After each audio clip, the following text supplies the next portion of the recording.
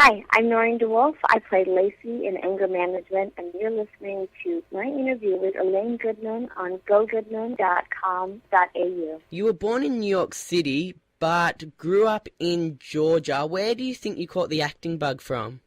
Well, I don't know. I think I've always had it inside myself. Not really, it's not really based on where I lived. I just always wanted to be an actress. And being born in New York, did you ever... kind of answered this just a second ago, did you ever subconsciously feel drawn to theatre acting rather than screen acting? You know what? I was born in New York, but I moved away when I was very small. I think I was one when I moved. So, I didn't really catch a theatre bug from there. Did you go back to New York like back in your teens, or you did all your growing up and all your schooling out in Georgia? I did everything in Georgia. I went to high school in Georgia, and I went to college at Boston University, and I graduated college early, and then I moved out to Los Angeles to pursue my acting. And you studied in Boston University. What were the main lessons you took away from studying acting before you entered the industry? Do you still remember much of what you learned, or has what you've learned on the job taken over most of that? I think, what the experience that you get on set is much more crucial to being a good actor and a successful actor than experience that you have in theater school and in college. But, no, I remember a lot of the basic lessons of acting that I groomed over the years, and even when you're just playing a monkey on stage, those kind of things are really important because it teaches you how to lose all your self-consciousness, and it teaches you how to get outside of your body. And so, you do pick up on stuff like that before you get a chance to work. Usually you can't work if you don't have some of those basic skills. And you got your first gig, your first role in 2004, and you started getting more through 2005 with a short film and a few TV appearances here and there. You were 20 or 21 at the time. Was that later than you were expecting to get into the industry, or do you think you were serious enough to be, I guess, a teenage star? Oh, no, my parents didn't want me to be an actress, so I kind of had to wait until I could move away and move to Los Angeles to pursue acting. My parents really were opposed to me trying to be an actress, so I would have never been a teenage star because I wasn't even allowed to be in the high school theater group. So what were they expecting you to be? Well, both of my sisters are lawyers. So oh, jeez. Something like that. Yeah. That's pretty high standards. Yeah. And I'm really interested in this question. I want to get your response to this. You're still obviously quite young, but you've got a lot of credits to your name. Do you remember the first time you thought, "Yep, this is really Hollywood"? Was it Ocean's 13, or was it being on CSI New York? Was it working with Charlie Sheen? What was the first time you thought, "This is the stereotype of Hollywood that I have"? You mean my life, or your life, or being on a certain set, or working with a certain person? Well, I probably, this anger management, it's been like a long job. I've had this job for 3 years, and people recognize me, as this character when I'm walking around on the street and when I'm at the airport and wherever. And I think that, that kind of recognition, it really makes you feel like, oh, okay, now I'm really in kind of a job that's really big, But besides, before that, like I'm a pretty grounded person, and I don't know, nothing makes me feel too important. I wish it did. Yeah, as I said, you've got a lot of credits to your name, but in 2012 you hit the jackpot with Anger Management, as you mentioned. As an actor, obviously getting cast in a show that gets picked up by a network is the aim, but does it restrict the amount of time you have to pursue other parts to maintain, I guess, your diversity as an actor, especially with that 90-episode second season? Yeah, for sure. We haven't had any downtime. I think in 3 years I've done maybe 2 other films, and both of them required me for less than a couple weeks. So, and I've had some great offers to be on other shows that I had to turn down because I don't have the time. So, yeah, I mean, being on a show, there's the pluses and minuses, but it's always great to be working as an actor, and, I wouldn't trade it in to do another random job. I was happy to fulfill such a big TV order, and, a lot of actors, they'll never make 100 episodes of a TV show. It's an honor for actors to be able to work for such a long, time and the same character in the same show. So, there's both sides of it. Can you tell me what the thought process was behind making a 90-episode second season? Because I guess it seems a bit extreme compared to every other sitcom that's been made over time. I think it was more of a business model for the producers and Lionsgate and FX. I don't really know much about it. I was just like, okay, I'm signing up for 100 episodes of a show. I thought it was cool, 3 years later, I'm shooting my 100th episode right now. So, it's been a long journey, but it's been a great one, and I don't regret it. Did that mean, you mentioned you and the other cast members had to work a lot harder, even though it was spread out over almost 2 years?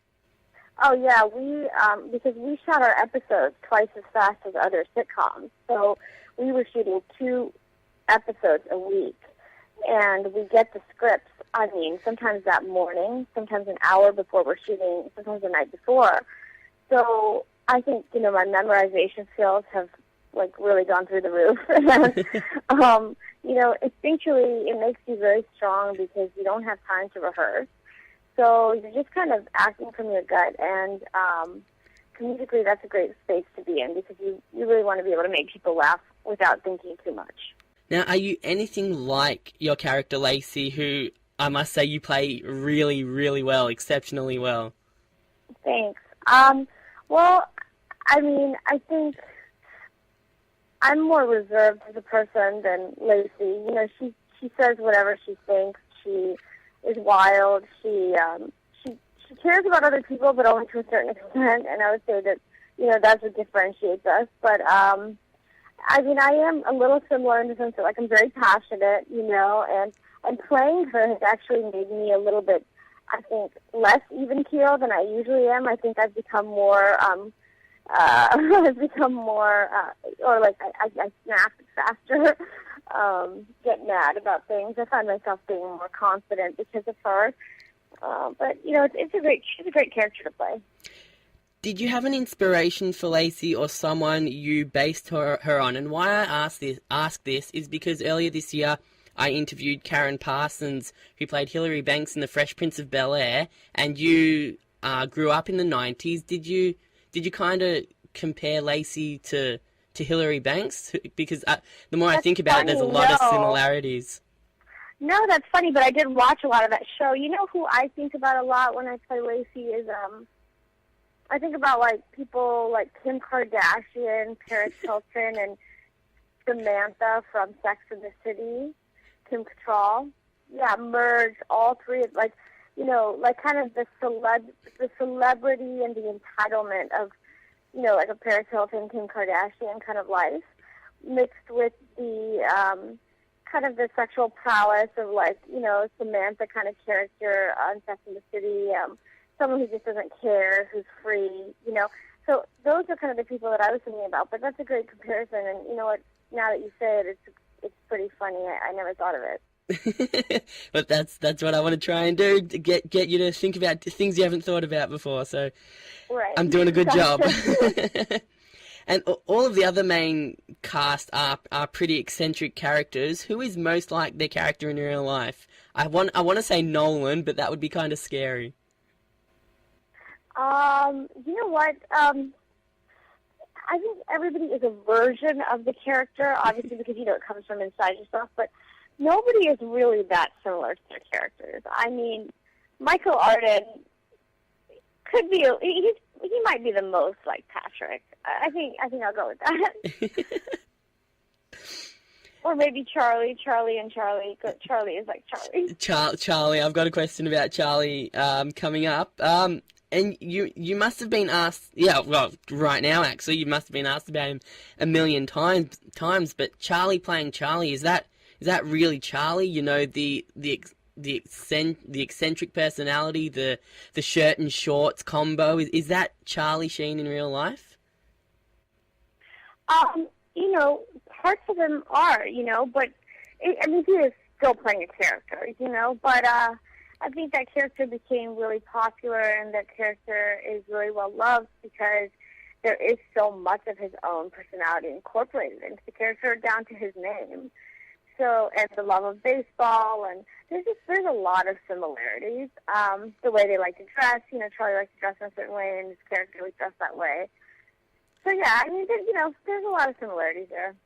And the media over the past couple of years has covered his life a lot, and they've almost made him look, I want to say, a little bit kind of scary. The kind of stuff that he says. Is he like that as a person, or obviously the media overdoes it quite a bit just for effect?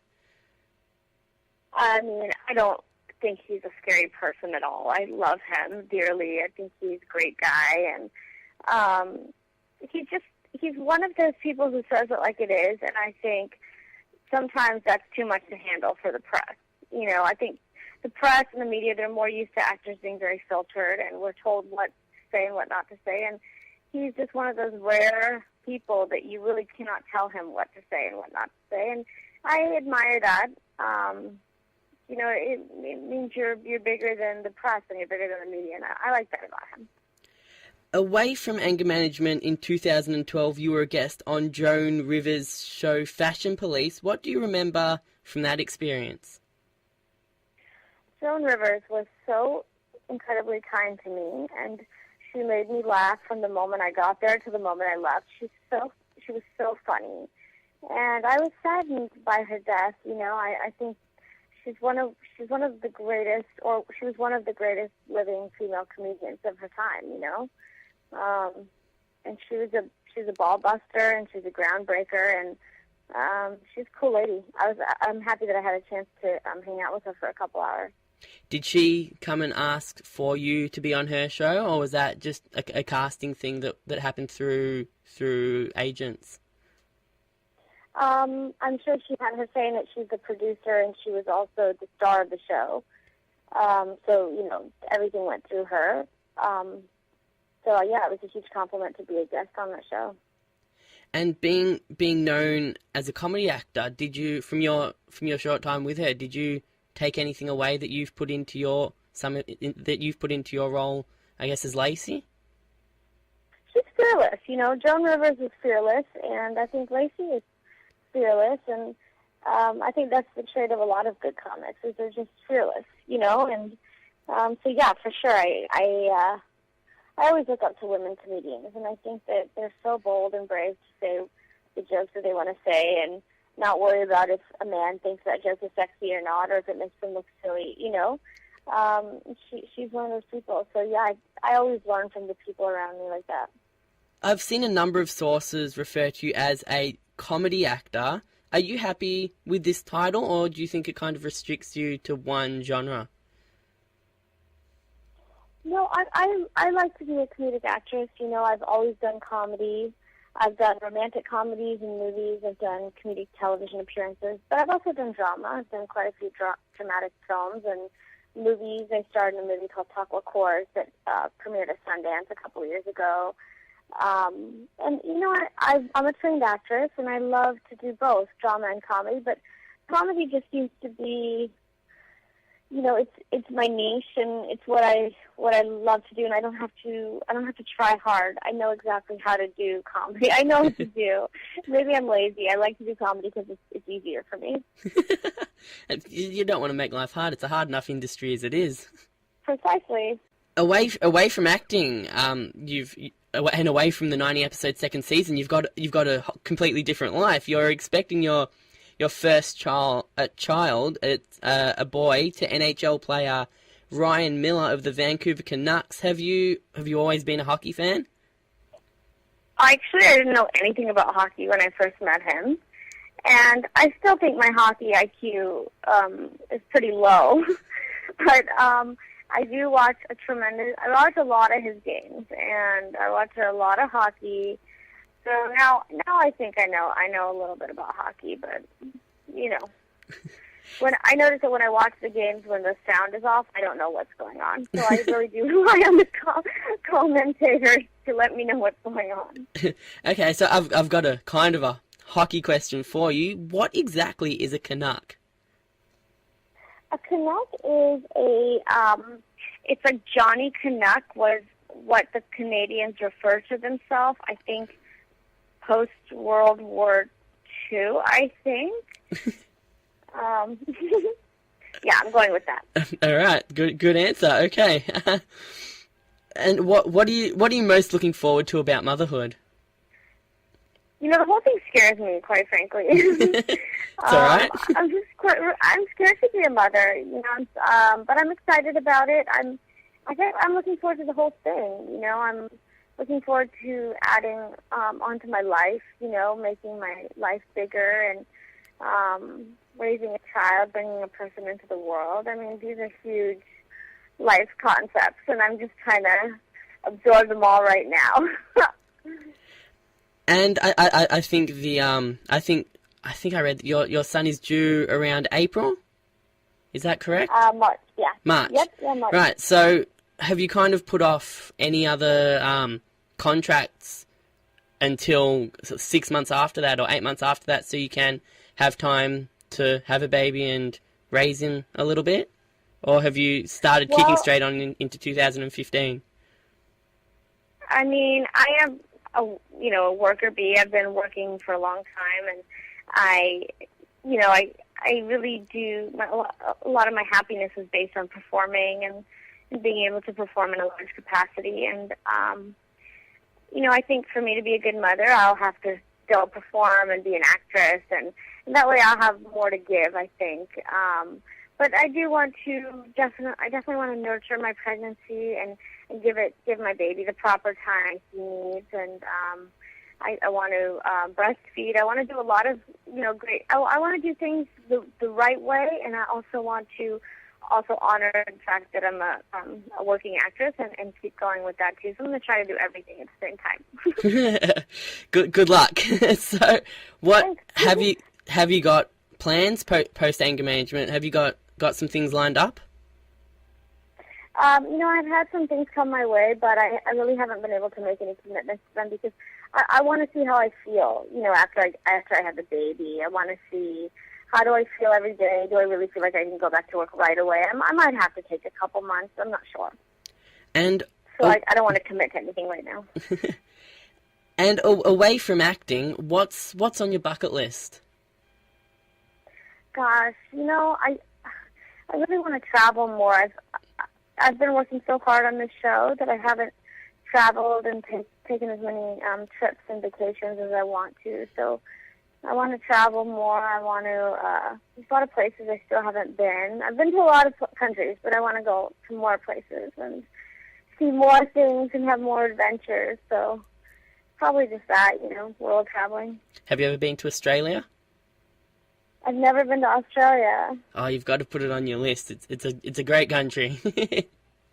Yeah, I know. Australia and New Zealand are definitely on my list. Do you know anything about Australia? I do. I've had some friends go there and shoot movies and television shows, and they tell me it's exactly like Los Angeles. Yeah, I've heard that. It's really spread out. That's the comparison that I've heard about between Melbourne specifically, where I am, and Los Angeles. That they're both really spread out cities. Well, I love the way you guys talk, so that's the first thing. Oh, right. Thank you very much. I don't have a strong accent. There's people with stronger accents, but when I talk to Americans, my accent stands out. Anyway, thank you very much, Noureen. It's been a pleasure talking to you, and someone that I have watched on TV for the last 3 years, and good luck for whatever you've got coming next, and I hope you have fun with motherhood. Thank you so much. Thanks for taking the time for me.